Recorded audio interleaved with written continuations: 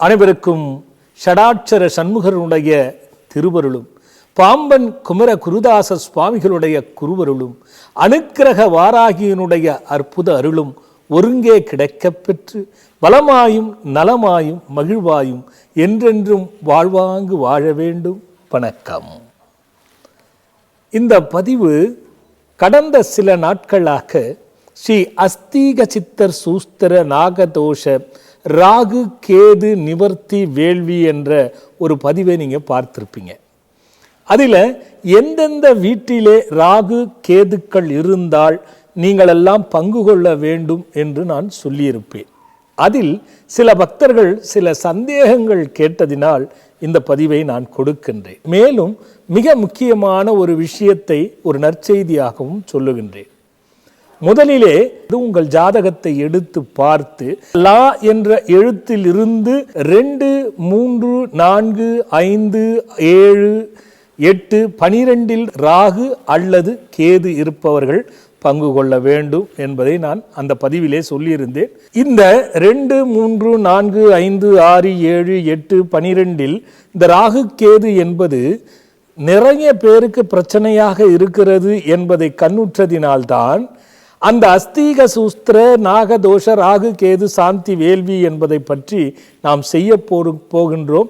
வருகின்ற 14/4/2024 ஞாயிற்றுக்கிழமை அன்று பங்கு கொள்ளும் பொழுது எந்த தோஷமும் வெறும் ராகு கேது பாம்புகளால் உள்ள தோஷம் மட்டுமல்ல, அனைத்து தோஷத்துக்கும் விமோச்சனமாகின்ற ஒரு அற்புத நாளாக சூரியன் உச்சத்தில் ஆதவன் இருந்து பானுவாரமாக வருவது என்பதை நான் சொல்லியிருந்தேன்.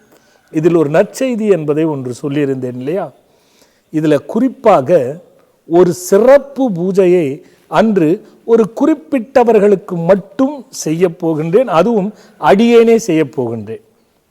பொதுவாக அற்புதமாக நடக்கின்ற இந்த சிறப்பு பூஜையிலே அடியேன் ஒரு முக்கியமான நபர்களுக்கு, அது என்னவென்றால் உங்கள் ஜாதகத்தை எடுத்து பார்த்து லா என்ற எழுத்தில் இருந்து 2 ராகுவோ அல்லது கேதுவோ இருப்பவர்கள், அதேபோல் 7 ராகுவோ அல்லது கேதுவோ இருக்கின்றவர்களுக்கு மட்டும் சிறப்பு பூஜையாக தனியாக அன்றே அடியேன் செய்ய போகின்றேன். உங்கள் ஜாதகத்தை பார்த்து கண்டுபிடிச்சி நீங்கள் அலைபேசியில் தொடர்பு கொண்டு விவரங்களை கேட்டுக்கிட்டு அந்த பூஜையில் அப்படி அந்த அமைப்பு கொண்டவர்கள், ராகு அல்லது கேதுவனுடைய அமைப்பு கொண்டவர்கள் கண்டிப்பாக உங்களுடைய ஜாதகத்துடன் வர வேண்டும். புரியவில்லை என்றாலும் மீண்டும் மீண்டும் போட்டு கேட்டால் எந்த வீடு எங்கே ராகு அல்லது கேது இருக்க வேண்டும் என்பதை உங்கள் ஜாதகத்தை கண்டு அதை இங்கே விசாரணை செய்து அந்த ஜாதகத்தை கொண்டு வந்து அந்த சிறப்பு பூஜையில் அடியேன் செய்கின்ற சிறப்பு பூஜையில் பங்கு கொண்டு பலனும் பயனும் அடைய வேண்டும். இது மிக மிக மிக சொற்பமானவர்கள் மட்டும்தான் அனுமதிக்கப்படும். ஏனென்றால் அந்த பூஜையினுடையது பெருதளவிலே கூட்டத்தை வைத்து செய்ய முடியாது. அது நீங்கள் வந்து பங்கு கொள்ளும் பொழுதுதான் தெரியும், இதனால் தான் சொல்லியிருக்கிறார் என்பது. ஆகையால் அது மிக சொற்பமானவர்களே அந்த சிறப்பு பூஜைக்கு அனுமதி என்பதால் நீங்கள் அலைபேசியில் தொடர்பு கொண்டு அதை எவ்வளவு சீக்கிரம் முடியுமோ அவ்வளவு சீக்கிரம் முன் அனுமதி பெற்றுக்கொள்ள வேண்டும். இதுக்கு அடுத்து நான் கொடுக்குறேன்.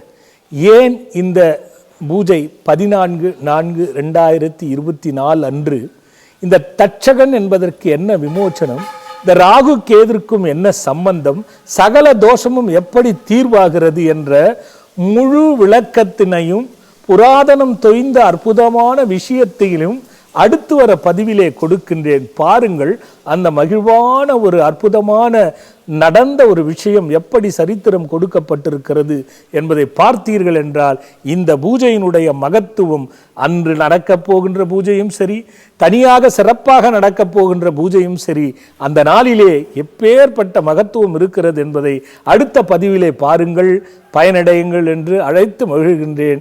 அடுத்து நல்லது ஒரு பதிவில் பார்க்குறேன். வணக்கம்.